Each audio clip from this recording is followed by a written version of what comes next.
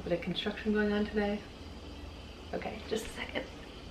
You want me to go? Or you want to go today? No, you always go. Okay. Hi guys, I'm Kristen. And I'm Steph. And today we're doing a little segment. It's like Q&A, but it's more advice-based Q&A. Advice with Steph and Chris. Or Chris and Steph. That's right, I'm always first. Oh yeah, whatever. Sip me up like lemonade. We both know it's bittersweet. We always second guess ourselves when we do advice types of questions because we're not professionals, but I feel like sometimes people can benefit just from like friendly advice. Right, like having a conversation between us and them. Yeah, we're just gonna roll with it. Hopefully other people can relate, even if it's not your question. So you wanna get right into it? Let's do it. Let's do it. I probably honestly shouldn't even ask this question because you probably can already guess what my answer is gonna be, but here we go. What should I do when I've spoken to a girl, we've gotten to know one another, and then she disappears and comes back 2 months later. Okay. Then she disappears again, comes back again, and says to give her another chance. You're gonna be like, bye. Yeah, she's gotta go. Yeah. I think it's hard because obviously we don't know her situation and we don't know if it was something that it was personal that she had to work on, that maybe she wasn't ready to be in a relationship or even date someone. But that being said, being ghosted twice though. Yeah, there's something going on and she's not prioritizing you enough and you're being really nice thinking about her situation. But even if she does have something going on, I feel like that's not a great way to start a relationship, and she's probably got friends and people who can help her through whatever she's going through, if she even is going through anything, or she's just being a dick and doesn't have time and wants to pick you up when she has time and use you for when she's bored. So right now it's not a good time to be involved with her. I feel like either way, you just it's not working. It's not gonna work. Yeah. And V, you're too cool to be wasting your time with girls like that anyway. You're gonna find someone way better. We're gonna move along. This question we do have experience with: how to stay in love in a long distance relationship. We have experience with that? We do. Steph and I dated for long distance for actually a year and a half. Yeah. A little bit over a year and a half. Almost 2 years, I think. Yeah, for sure. It's hard, and it was hard because we started off as long distance too. Yeah. But I think at the beginning it's really fun, and it keeps things, every weekend you get to plan something new and it's fresh. But it does take a toll, and I think the biggest thing we both realized is that you have to trust each other. You can't expect the other person to tell you everything that's happening every day and let you know everything, and you just have to have trust in each other that you're in it together. And that you both want the same things. I think sometimes people look at long distance relationships as it's a fun, convenient thing, and other people... Opposite of convenient. I mean, like, it's a fun... Some people look at it as a fun way to, oh, get away when I can and we'll see each other. Kind of have your cake and eat it too. Yeah, where the other person might be thinking, no, this is a serious, I'm committed. So you definitely need to have those, like you said, open lines of communication. And I also think that sometimes it's easy to fall into the trap of, oh, we need to be talking 24/7. We need to know what's going on with each other all the time, constantly. And that's really not the case, because if you're in a long distance relationship and then you're spending all of your time on the phone or texting or whatever, you're not really living your life. So it's gotta be a balance. This balance where you do have to stay in touch, and obviously you're together, so you wanna be in each other's lives, but you have to live your life at the same time too. So it is a really tough balance. Oh, and one other thing, you have to be on the same page about when it's ending, if you want it to ever end. Totally.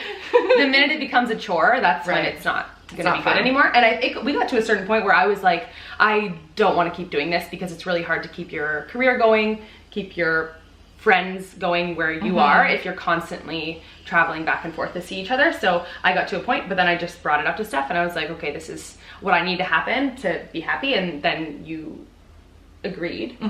But if I hadn't said anything, we could have maybe been doing it for a while. Yeah, a lot longer, and I would have got more unhappy, and then I could have resented things. But anyway, we talked about it and it didn't turn out that way.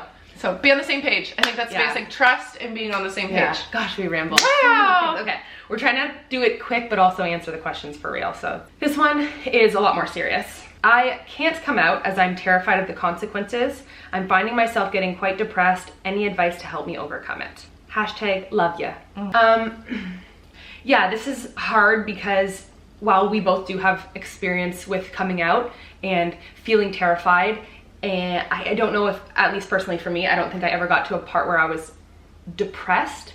Had I stayed in the closet longer, I probably would have been. The thing that I find it really sad is when people feel like they have to compromise who they are. Yeah. And they can't be proud of who they are because they're worried about a consequence. And this could be maybe just family related. This could be maybe the environment you live in. And I think that's really difficult because what we might think as terrifying might be small in comparison to what you may think is terrifying, vice versa. I don't know. I don't know if I had any advice for this. I think maybe if you have someone you can talk to, if it's anyone, a friend or someone that you really trust and you can open up a little bit at a time, maybe you can get there.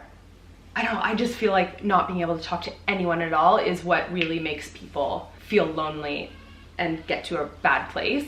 The great thing about the internet these days, not saying that everything needs to be online, but say you do live in a place where you can't talk to friends about it, you can't talk to family or anyone where you live, there is a community out here that you can talk to. And hopefully that's one thing that we really think is amazing about the internet, is just that you could provide a safe community for people to be able to talk to each other and hopefully help each other out. If you have one person to confide in, even if it's an online friend that you've maybe never even met in real life.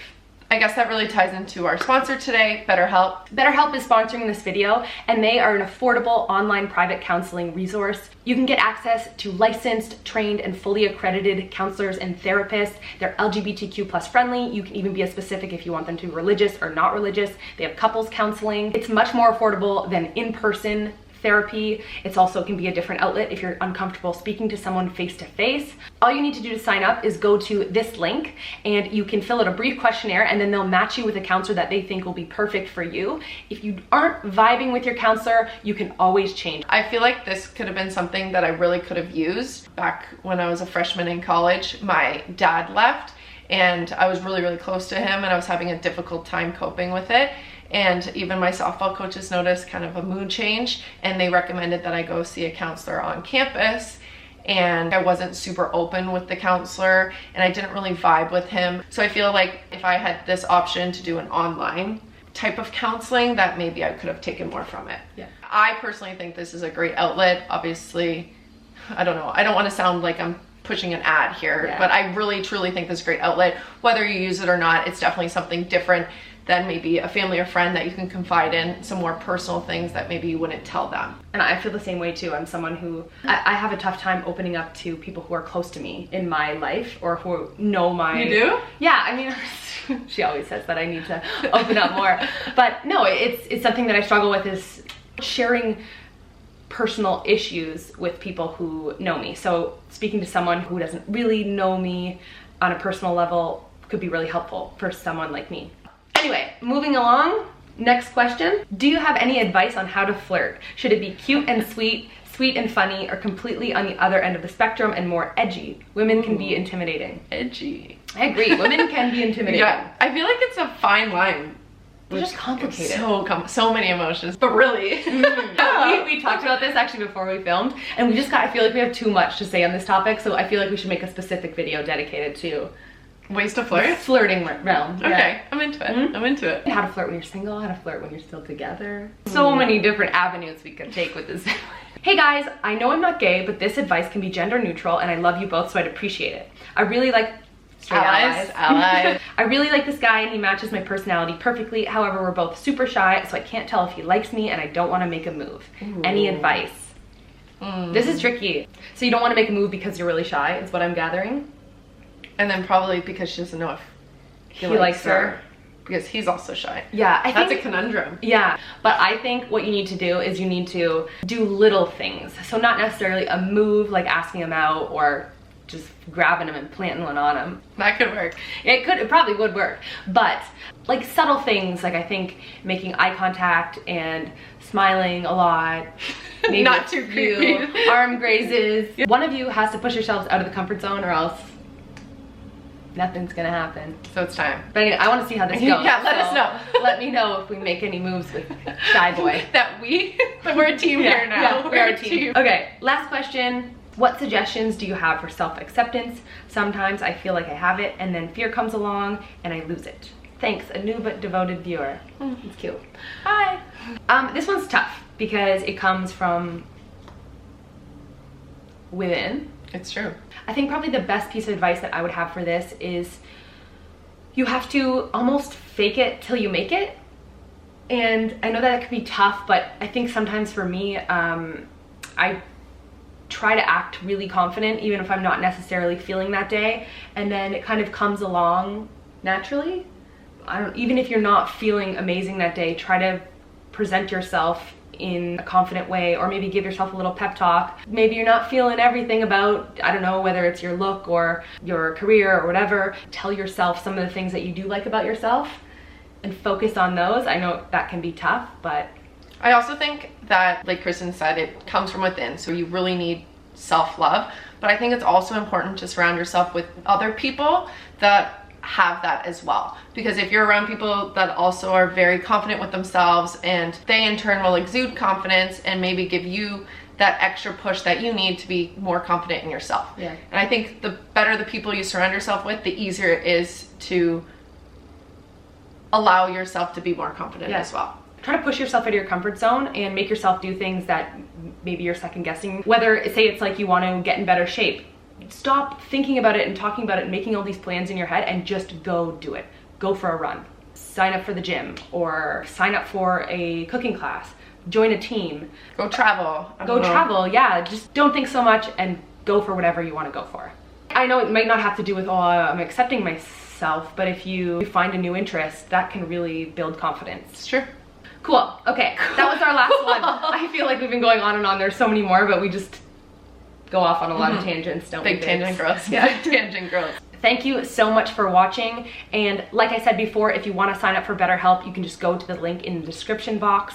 No pressure. Yeah, no pressure at all, but hopefully it can help, and hopefully this feels like a conversation and it can help even just a little bit. Thank you for sending us your questions and sharing your stories with us, whether it's via YouTube or even through our emails. We read them all and we just really appreciate it. And we truly love this little community that we're a part of. So thanks guys, and I guess we'll see you again soon. This sorrowness will bite your tongue. No one is forever young.